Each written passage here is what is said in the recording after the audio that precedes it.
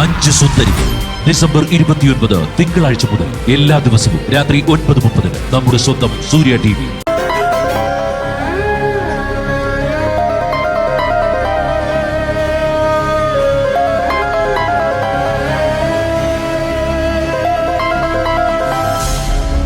അമ്മദേ എന്നെ വിളിക്കുന്നു. എടുക്ക് നിധി, എടുത്ത് സംസാരിക്കേ. ഹലോ അമ്മേ. നിങ്ങളിത് എവിടെ പോയി?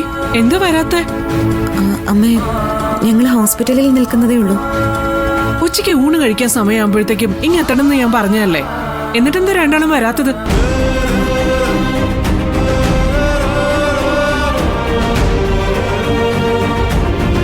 ഇപ്പോഴും നിങ്ങൾ അവിടെ ഇരുന്ന് എന്തെടുക്ക? ആ നിർമ്മലയുടെ അരികിലിരുന്ന് അവളെ താലോലിക്കാണ് രണ്ടുപേരും ചേർന്ന്. അമ്മേ, ഞങ്ങൾ ഇപ്പൊ ഇറങ്ങാം. ഗൗതം എവിടെ പോയി? അവനെ ഞാൻ 2 പ്രാവശ്യം വിളിച്ചു, എന്നിട്ട് ഫോൺ എടുത്തില്ലല്ലോ. അത് പിന്നെ ഗൗതം ലാബിൽ പോയിരിക്കുക റിസൾട്ട് വാങ്ങാൻ. ലാബിൽ പോയാലെന്താ അവൻ ഫോൺ എടുത്തൂടെ? അതെ, നേരത്തെ ഡോക്ടറെ കാണാൻ പോയപ്പോ ഫോൺ സൈലന്റിലാക്കിയെന്ന് തോന്നുന്നു. അമ്മ വിളിച്ചത് ഗൗതം അറിഞ്ഞു കാണില്ല. ശരി ശരി, സമ്മതിച്ചു. നീ എവിടെയാ? നിർമ്മലയുടെ അടുത്തിരിക്കാണോ? അതെ അമ്മ. എങ്കിൽ നീ ആ ഫോൺ അവളുടെ കയ്യിലൊന്ന് കൊടുത്തേ. അത് വേണോ അമ്മേ? വേണം. നീ ഫോൺ കൊടുക്കു നിധി. അമ്മയ്ക്ക് ആന്റിയോട് സംസാരിക്കണമെന്ന്. എന്ത് സംസാരിക്കാനാ? ഒന്നും മിണ്ടാതിരിക്കും. ആന്റി ഒന്ന് സംസാരിക്കും. ഹലോ പാർവതി, നിനക്കിപ്പോ എങ്ങനെയുണ്ട്? അസുഖമൊക്കെ കുറഞ്ഞോ? കുറവുണ്ട്. ആശുപത്രിന്ന് നീ ഇറങ്ങി എങ്ങോട്ട് പോയിന്നറിഞ്ഞു. മിണ്ടാതെയും പറയാതെയുള്ള നിന്റെ ഈ ഇറങ്ങിപ്പോക്കെ ഇതുവരെ അവസാനിപ്പിച്ചില്ലേ?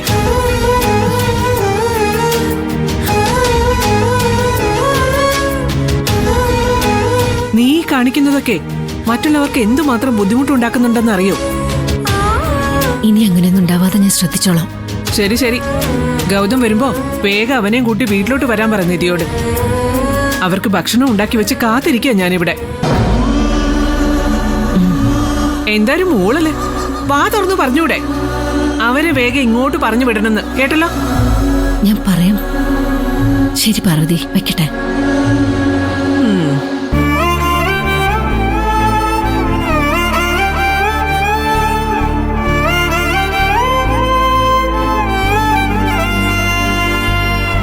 അമ്മ എന്താ ചോദിച്ചത്? വേറൊന്നുമില്ല, അസുഖത്തിന്റെ കാര്യമൊക്കെ ചോദിച്ചതാ. എഴുതിയിരിക്കെ.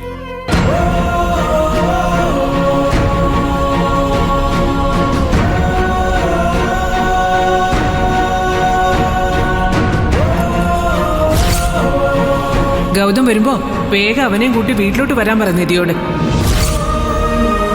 അവർക്ക് ഭക്ഷണം ഉണ്ടാക്കി വെച്ച് കാത്തിരിക്കുക ഞാനിവിടെ. ഒരു കാര്യം ചെയ്, നിങ്ങൾ രണ്ടുപേരും വീട്ടിൽ പോയി ഭക്ഷണം കഴിച്ചാൽ മതി. എന്താ ആന്റി, എന്തു പറ്റി? എനിക്ക് തോന്നുന്നത് ഭക്ഷണം ഉണ്ടാക്കി വെച്ച് പാർവതി അവിടെ നിങ്ങളെയും കാത്തിരിക്കാന്നാ. കഴിക്കാൻ ചെല്ലാതിരുന്നാ അത് മോശമല്ലേ? അപ്പൊ ഫോണിൽ കൂടെ അമ്മയോട് പറഞ്ഞത് ഇതാണല്ലേ? എന്നും അവിടെ നിന്ന് തന്നെയല്ലേ കഴിക്കുന്നത്? ഇന്ന് ഈ വീട്ടിൽ ഇത് ആദ്യമായിട്ടല്ലേ? അമ്മ ഇപ്പൊ വേറെ ഒന്നും ആലോചിക്കണ്ട. അതല്ല മോനെ, നിങ്ങൾ കഴിക്കാൻ ചെന്നില്ലെങ്കിൽ അത് പാർവതിക്ക് വലിയ വിഷമാവും. വയ്യാത്ത അമ്മ ഞങ്ങൾക്ക് വേണ്ടി ഇത്രയൊക്കെ ഉണ്ടാക്കി വെച്ചിട്ട് ഞങ്ങൾ കഴിക്കാതെ ഇറങ്ങിപ്പോയാൽ അമ്മയ്ക്ക് വിഷമാവില്ലേ? ദേ നോക്കിയേ, എന്റെ പെറ്റമ്മയുടെ കൈകൊണ്ട് 2 പേരും അമ്മയും മകനുമാണെന്ന് അറിഞ്ഞതിന് ശേഷം ആദ്യമായിട്ട് വെച്ചു വിളമ്പുന്നതാണ്. ഈ ഭക്ഷണം കഴിക്കാനുള്ള കൊതിയോടെയാണ് ഞാനിവിടെ വന്നിരുന്നത്. ഇപ്പൊ എനിക്കിത് കഴിക്കാൻ പറ്റുമോ ഇല്ലയോ അത് മാത്രം പറഞ്ഞാൽ മതി. എന്തിനാ മോനെ ഇങ്ങനെയൊക്കെ പറയുന്നത്? എത്ര കൊതിയോടെയാ ഞാനിതൊക്കെ ഉണ്ടാക്കിയെന്നറിയാമോ? വലിയ സങ്കടത്തോടെയാ ഞാൻ നിങ്ങളോട് പൊയ്ക്കോളാൻ പറഞ്ഞത്. അത് പാർവതിക്ക് വേണ്ടി മാത്രമാ. തൽക്കാലം അമ്മ അതൊന്നും ആലോചിക്കണ്ട. ബാക്കി കൂടി ഇങ്ങനെ വിളമ്പിക്കേ.